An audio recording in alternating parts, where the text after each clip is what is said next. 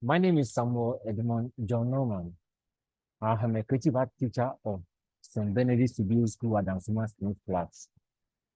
I am making this video for B.E.C.E candidates who want to undertake creative arts and design throughout the whole Africa. Now, this is what I call B.E.C.E preparation question and answers. Now, the first question says, explain elements of design as a concept.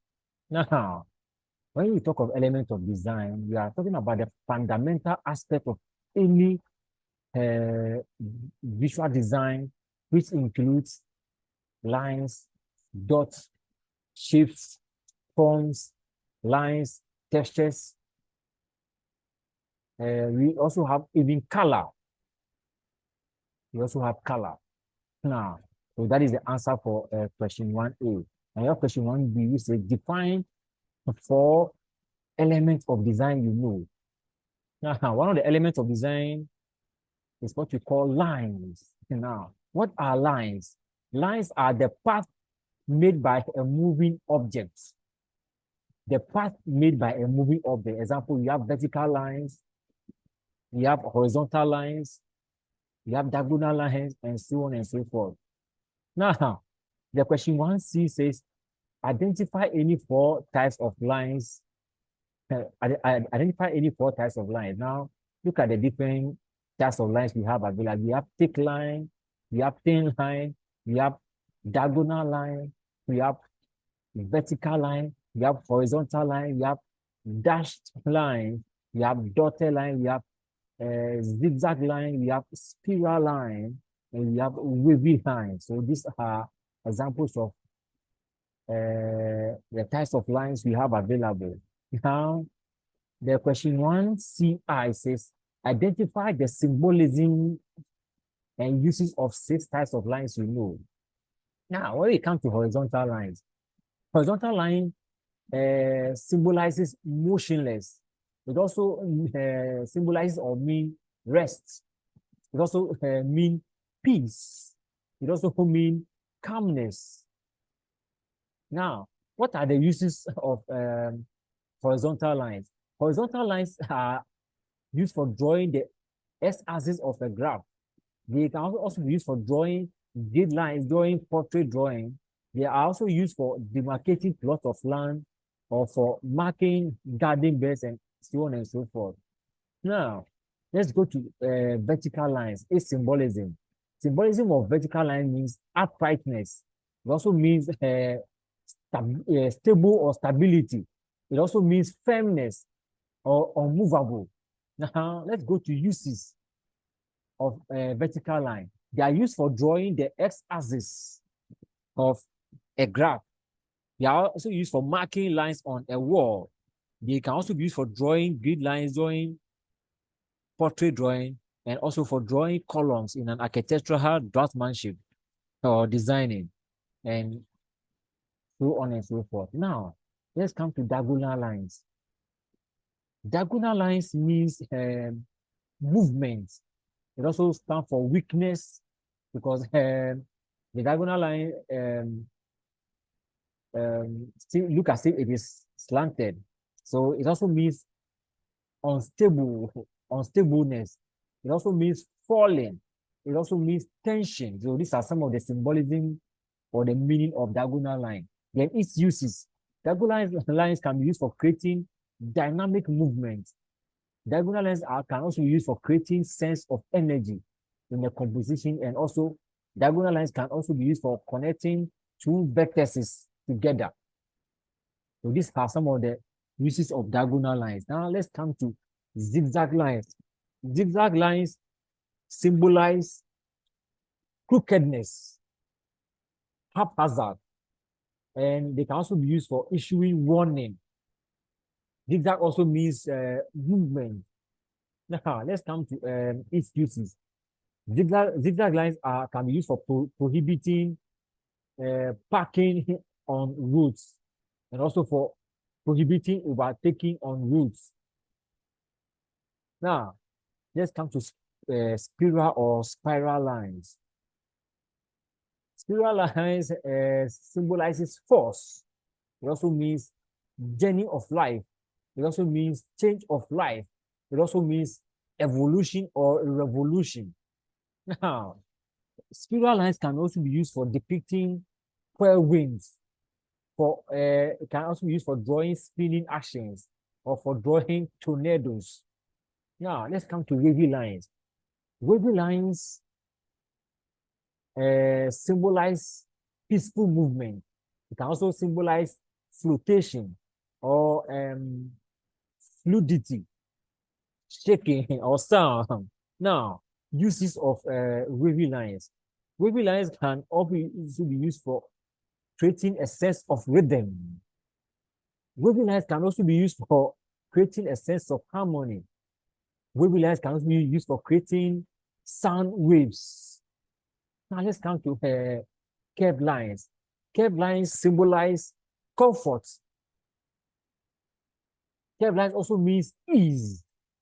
Curved lines also symbolize or mean gentility. These are some of the symbolism of curved lines. Now, let's come to uses of curved lines. Curved lines can be used for drawing female figures. They can also be used for drawing fruits. They can also be used for drawing circular objects and so on and so forth. Now, let's come to question 1DI. Question 1DI says, give 4 examples of dry media. Now, these are the answers. We have pencils, we have charcoal, we have pastel, we have color pencil, we have crayon. So these are some of the examples of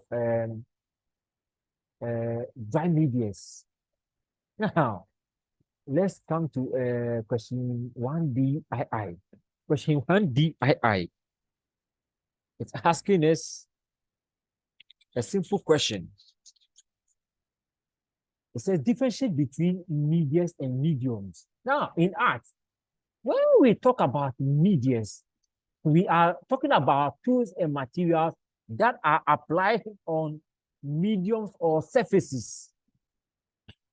So any tool and material that you apply on surface are what we call what?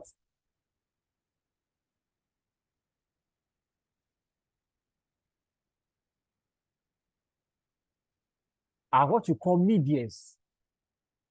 Now, we have intermediates, we have dry medias, such as pencil, pens, charcoal, crayon, and so on and so forth, which are actually tools. Dry medias are tools. And tools are implements that are manipulated on materials to achieve desired results. Then we also have wet media. We have wet media such as acrylic paints, we have poster colors, we have watercolors, we have glue. And even wood lacquer, it is a dry media. So these are some of the examples of, wood lacquer is a wet media. It is in its wet state, but when you apply it before it becomes dry, the same applies to glue, the same applies to acrylic paints and poster colors and the rest. They are all, the wet medias are usually materials which are applied on surfaces. Then we have mediums. Mediums are the main materials on which wet and dry medias are applied. Examples of mediums, we have plywood, we have wall, we have wood blocks, we have clay, and so on and so forth. Now, let's come to 1E. Give 5 uses of color. Now, color.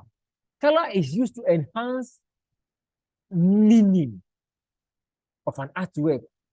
Color can also be used to highlight text or lettering. Color can also be used to improve an object recognition. Color can also be used to establish identity. For example, color can also be used for to represent symbolism. Color can also be used to communicate mood. Now, let's come to what 2A. What is drawing? Drawing is any picture, diagram, or any meaningful mark that is made by dragging a dry media such as pencil, painting, crayon, and etc. over a medium such as paper, card, plywood, wall, etc. Now,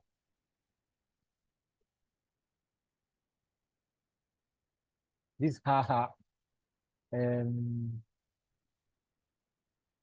few lessons that you've had so far.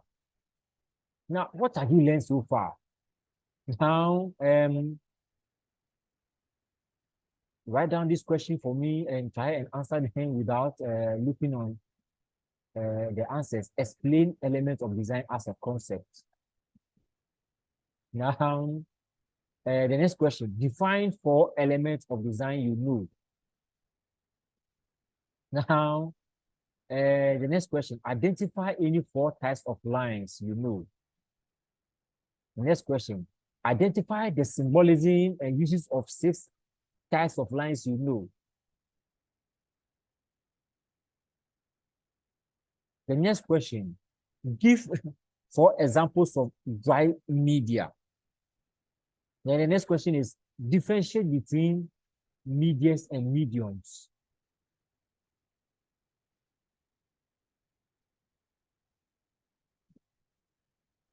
Now, the next question is give 5 uses of color. And the last question is, what is drawing? And next meeting to talk about the types of drawing that is in our next lesson or session. Thank you very, very much for listening.